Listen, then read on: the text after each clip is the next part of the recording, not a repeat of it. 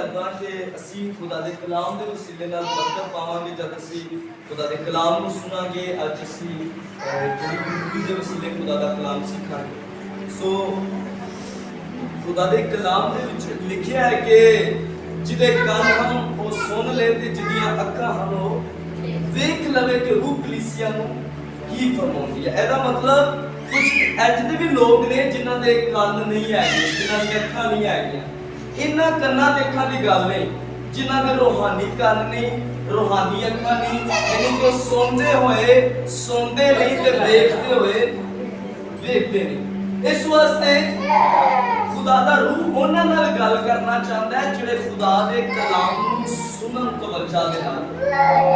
ते खुदा यसू मसीह ने फरमाया कि मेरे भैणा मेरे भाईओ ने जिहड़ियां मेरी गल्लां नूं सुनदे ते उस ते अमल करदे ने। इस वास्ते वो मुबारक ने ते जदों असीं खुदा दे कलाम नूं मैं ज्यादा लंबा नहीं शेयर करांगा, ठीक है। वो 5 ਤੋਂ 7 मिनट तक तुहाडे नाल सिर्फ खुदा दा कलाम पढ़ना चाहना ते इस वास्ते बड़ी तवज्जो दे नाल खुदा दे कलाम को सुनांगे।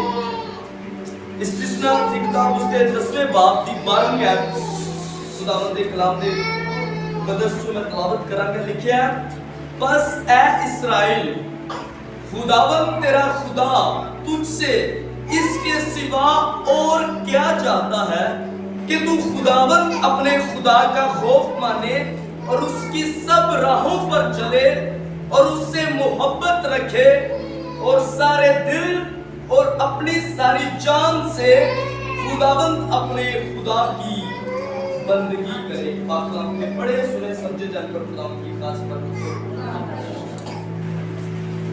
खुदा दे कलाम मुकद्दस दे विच ਅਸੀਂ ਜਿਹੜੀ ਤਲਾਵਤ ਕੀਤੀ ਹੈ ਉਹਦੇ ਵਿੱਚ ਲਿਖਿਆ ਹੈ ਕਿ ਖੁਦਾ ਆਪਣੀ ਕੌਮ ਨਾਲ ਗੱਲ ਕਰਦਾ ਹੈ। ਸਿਰਫ 5 ਤੋਂ 7 ਮਿੰਟ ਤੱਕ ਮੈਂ ਤਵੱਜਾ ਚਾਹਨਾ ਤਾਂ ਕਿ ਖੁਦਾ ਦਾ ਮਕਸਦ ਪੂਰਾ ਹੋਏ। ਖੁਦਾ ਦੇ ਕਲਾਮ ਦੇ ਵਿੱਚ ਈਮਾਨ ਹੈ। ਜਦੋਂ ਅਸੀਂ ਉਸ ਕਲਾਮ ਨੂੰ ਸੁਣਦੇ ਆ ਈਮਾਨ ਪੈਦਾ ਹੁੰਦਾ ਤੇ ਸਾਡਾ ਮਕਸਦ ਹੈ ਖੁਦਾ ਦੇ ਕਲਾਮ ਨੂੰ ਹਾਸਿਲ ਕਰੀਏ। ਖੁਦਾ ਨੇ ਕਿਹਾ ਜਿਹੜੀਆਂ ਗੱਲਾਂ ਮੈਂ ਤੁਹਾਡੇ ਨਾਲ ਕਰਨਾ ਵਾ ਉਹਨਾਂ 'ਚ रूह है ते जिंदगी है। वो गल्लां सिर्फ शोर नहीं, आवाज़ां नहीं, वो गल्लां 'च जिंदगी है। जिवें बीज है ਉਹਦੇ 'ਚ ਜ਼ਿੰਦਗੀ ਹੈ, ਇਸੇ ਤਰ੍ਹਾਂ ਖੁਦਾ ਦਾ ਕਲਾਮ ਜਦੋਂ ਅਸੀਂ ਸੁਣਦੇ ਆ ਉਸ ਕਲਾਮ ਵਿੱਚ ਜ਼ਿੰਦਗੀ ਹੈ, ਉਸ ਕਲਾਮ ਦੇ ਵਿੱਚ ਬਰਕਤ ਹੈ। ਸੋ ਖੁਦਾਵੰਦ ਖੁਦਾ ਤੇ ਆਪਣੀ ਕੌਮ ਦੇ ਨਾਲ ਗੱਲ ਕਰਦਾ ਹੈ। खुदा फरमाते हैं कि खुदावंद तेरा खुदा तुझसे इसके सिवा और क्या चाहता है। इसका मतलब सिर्फ खुदा आ ही चाहता है, तो अलावा कुछ नहीं चाहता। तू चाहता कि ये कि तू खुदावंद अपने खुदा का खौफ माने। की माने जी? खौफ माने। तो खुदा दे कलाम दे विच लिखिया है कि खुदा दा खौफ की है? बदी तो अदावत रखना, बदी ना करना खुदा दा खौफ है। हिकमत दा शुरू खुदा दा खौफ है। जदों असी बदी तो दूर रहने आ, खुदा दे खौफ तो मुराद आ नहीं कि खुदा तो सानू डर लगदा है या सानू खुदा तो डरना चाहिए। खुदा दे खौफ तो मुराद खुदा दी तज़ीम करना, खुदावंद दी फरमाबरदारी करना, खुदा दे हुक्मां नूं मनना। इस वास्ते खुदावंद सब तो पहले चाहते ने कि खुदावंद तेरा खुदा इस तो अलावा तेरे तो की चाहता है कि तू खुदावंद अपने खुदा दा खौफ मने। ते खौफ मनन तो मुराद असी जदों पूरे दिल नाल खुदावंद दी ताबेदारी करनी है, करने आ होए खुदा दा खौफ मनना। दूसरी चीज, और उसकी सब राहों पर चले, सारियां राहां ते चले। रामा जी खुदा दे कलाम च लिखिया है तुहाडे ख्याल जिहड़े ने मेरे ख्याल नहीं, मेरे ख्याल होर ने, तुहाडे ख्याल होर ने, मेरियां राहां होर ने, तुहाडी राह होर। ਇਹਦਾ मतलब ਜਿਹੜੀ सोच है वो साडी राह बनाती है। खुदावंद चाहते ने कि ਜਿਹੜੇ भी मैं हुक्म दिते ने जदों ਅਸੀਂ ਉਹਨਾਂ ਹੁਕਮਾਂ ਤੇ ਚੱਲਦੇ ਆ ਤੇ ਇਹਦਾ मतलब ਅਸੀਂ खुदावंद ਦੀਆਂ ਰਾਹਾਂ ਤੇ ਚੱਲ ਰਹੇ ਆ। ਤੇ ਯਿਸੂ ਮਸੀਹ ਨੇ ਕਿਹਾ ਰਾਹ ਹੱਕ ਤੇ ਜ਼ਿੰਦਗੀ ਨਹੀਂ, ਯਾਨੀ ਕਿ ਜੋ ਕੁਝ खुदावंद ਨੇ ਸਿਖਾਇਆ ਹੈ ਜਦੋਂ ਉਹਨੂੰ ਆਪਣੀ ਜ਼ਿੰਦਗੀ ਦੇ ਵਿੱਚ ਰੱਖਦੇ ਆ ਤੇ ਉਹਦੇ ਤੇ ਅਮਲ ਕਰਦੇ ਟੁਰਨੇ ਆ, ਆਪਣੀ ਜ਼ਿੰਦਗੀ 'ਚ ਜਿਹੜਾ ਵੀ ਖਿਆਲ ਹੈ ਅਗਰ ਉਹ खुदावंद ਦੀ ਤਰਫੋਂ ਹੈ ਤੇ खुदा ਦੇ ਹੁਕਮਾਂ ਦੇ ਮੁਤਾਬਕ ਜਦੋਂ ਅਸੀਂ ਚੱਲਦੇ ਆ ਤਾਂ ਦੀ ਸਭ ਰਾਹਾਂ ਤੇ ਚੱਲਣ ਤੋਂ ਮੁਰਾਦ ਹੈ। लिखा और उससे मोहब्बत रखे और अपने सारे दिल और अपनी सारी जान से खुदावंद अपने खुदा की बंदगी करे, अपने सारे दिल अपनी सारी जान दे नाल की करे खुदा दी खुदा दी ख्वाहिश है, खुदा तकाजा करता है, खुदा साडे को चाहता है, इस तो अलावा कुछ नहीं चाहता। खुदा की चाहता है? पहले नंबर ते असीं खुदा दा खौफ मनीए, दूजे नंबर ते ओदियां सारियां राहां ते तीसरे नंबर तो बंदगी चाहता है। ते बंदगी किंज दी चाहता है कि तू अपने पूरे दिल नाल अपनी सारी जान नाल की कर बंदगी कर। खुदा दा मकसद है साडी जिंदगी च, जिवें कुछ भी इस चर्च नजर आ रहा है, डाइस इस वास्ते नहीं रखा कि सोना लग रहा है, या मेज इस वास्ते नहीं रखी कि सोना लग रहा है, इसका कोई ना कोई मकसद है। ते अगर वो मकसद पूरा ना होए फिर इन्हां चीज़ां दा फायदा असि अपने घर फ्रिज इस वास्ते नहीं रखते कि भाई सोहनी लगेगी, नहीं, उसका एक मकसद है।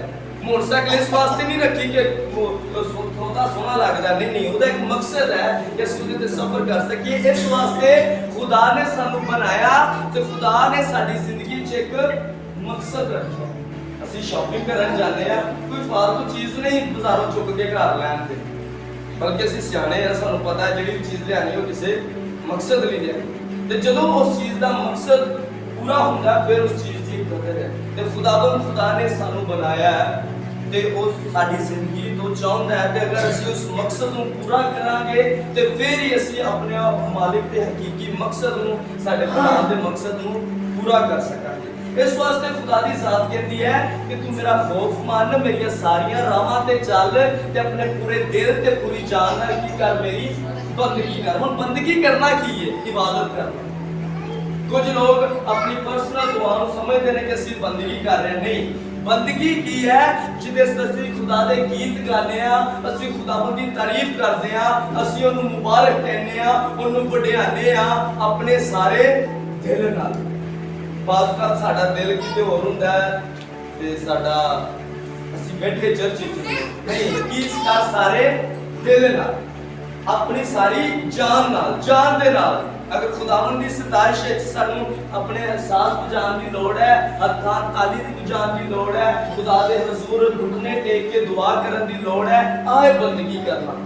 अगर असी अपनी जिंदगी च कदी घुटनियां दे बल दुआ नहीं कीती तो पूरे दिल नाल जान नाल उस दुआ नूं करांगे। कदी सजदा नहीं कीता, इसदा मतलब असी बंदगी सही नहीं कीती। उस खुदा दे हुजूर झुकण दी लोड़ है, उस खुदा दे हुजूर ठहरन की लोड़ है। की लिखा है? अगर तू अब जब तू दुआ करे अपनी कोठरी चा दरवाजा बंद कर, तेरा बाप जेड़ा पोशीदगी च की करता है जी? वेखदा है कि सुनदा है? की लिखा है? वेखदा है ना? सुनदा ते है वो साडा ईमान है, पर उसे लिखिया वो वेखदा है। ਇਹਦਾ मतलब ਸਾਨੂੰ ਦੁਆ ਕਰਦੇ ਨੂੰ ਵੇਖਦਾ ਹੈ, ठीक है ना? साडी हालत ਨੂੰ ਵੇਖਦਾ, ਅਸੀਂ ਬੈਠੇ ਕਹਿੰਦਾ ਅਸੀਂ ਉਹਦੇ ਅੱਗੇ ਸਜਦਾ ਕੀਤਾ ਹੈ ਕਿ ਅਸੀਂ ਬਸ ਆਪਣੀ ਰਜ਼ਾਈ 'ਚ ਬਹਿ ਕੇ ਦੁਆ ਕਰ ਰਹੇ ਹਾਂ।